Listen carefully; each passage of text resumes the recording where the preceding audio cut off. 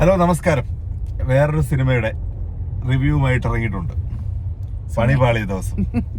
Okay, സുമേഷിന്റെയും സുമലതയുടെയും ഹൃദയഹാരിയായ പ്രണയകഥ. സുമേഷിന്റെയും സുമലതയുടെയും ഹൃദയഹാരിയായ പ്രണയകഥ കണ്ട് ഹൃദയം തകർന്നിറങ്ങിയിരിക്കുകയാണ് ഞങ്ങൾ. 10:30 സിനിമ തുടങ്ങിയത്. ഇപ്പൊ 12 മണി ആയതേ ഉള്ളൂ. അപ്പൊ സിനിമ തീർന്നിട്ടില്ല. ഞങ്ങൾ ഇറങ്ങി. ഉറക്കം അതിനകത്തിരുന്ന് ഉറങ്ങാൻ വയ്യ. ഈ ലുലുലാണ് ഇറങ്ങി, ലുലു മോളിൽ നിന്നാണ്. ഇപ്പൊ സമയത്രായി 12:25.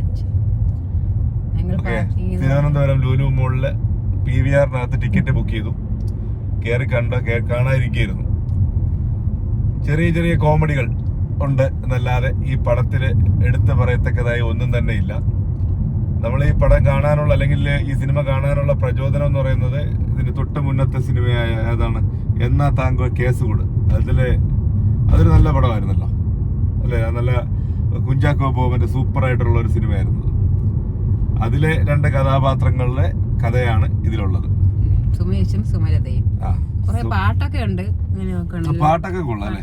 പാട്ട് കൊള്ളാന്ന് എനിക്ക് തോന്നുന്നു. നല്ല പിന്നെ നാടകീയമായ പാട്ടുകൾ. നാടകമാണ് തീം. എന്തൊക്കെയോ കാണിച്ചിരിക്കും.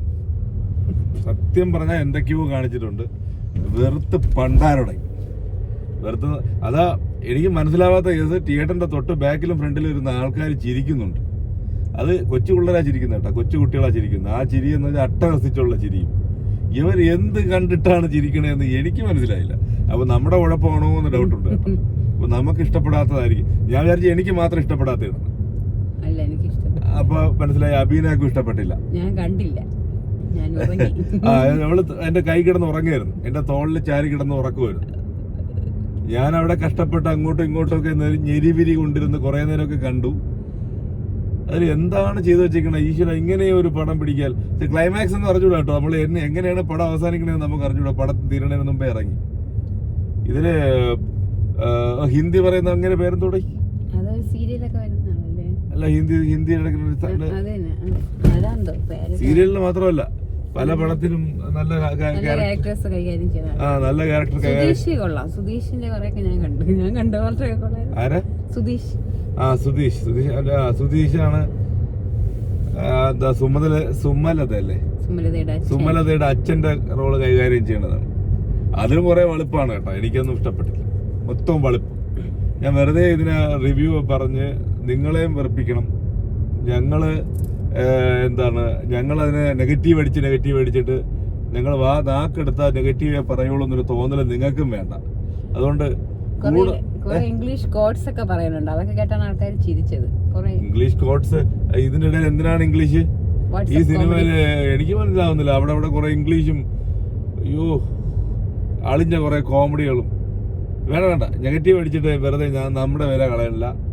ഇതാണ് ഈ സിനിമയുടെ റിവ്യൂ. കൂടുതലൊന്നും പറയാനില്ല. ഞങ്ങൾ തേഞ്ഞ് നല്ല 8ന്റെ പണി കിട്ടി. രാത്രി പോയി സിനിമയും കണ്ട് ഉറക്കവും കളഞ്ഞ് നല്ലൊരു വീക്കെൻഡ് ആയിരുന്നു. നല്ലൊരു വീക്കെൻഡ് ആയിരുന്നു. ആ വീക്കെൻഡ് സ്പോയിലായി. എന്തായാലും സിനിമയാ തേഞ്ഞു. ഒരു കട്ടനെങ്കിലും അടിക്കാം, ഉള്ളതാവട്ടെ. സിനിമ തേഞ്ഞൊട്ടി. ഇനി അങ്ങറ്റം വരെ എത്രയും ഉറങ്ങാതെ, വണ്ടി ഓട്ടിക്കുമ്പോൾ ഉറങ്ങാതിരിക്കാൻ വേണ്ടി ഒരു സൂട് ബ്ലാക്ക് ടീ. അപ്പം ഇതാണ് റിവ്യൂ. നല്ല പോസിറ്റീവ് റിവ്യൂ. ഞങ്ങൾ ആദ്യമേ പറഞ്ഞിട്ടുണ്ട്, വളരെ സത്യസന്ധമായി മാത്രമേ കാര്യങ്ങൾ പറയൂ. ഇതിൽ പിന്നെ ഒന്നും പറയാനില്ല. സിനിമയുടെ പേരെന്താണ്? സുമേഷിന്റെയും സുമലതയുടെയും ഹൃദയഹാരിയായ പ്രണയകഥ. സൂസു. Thank you. Thanks for watching.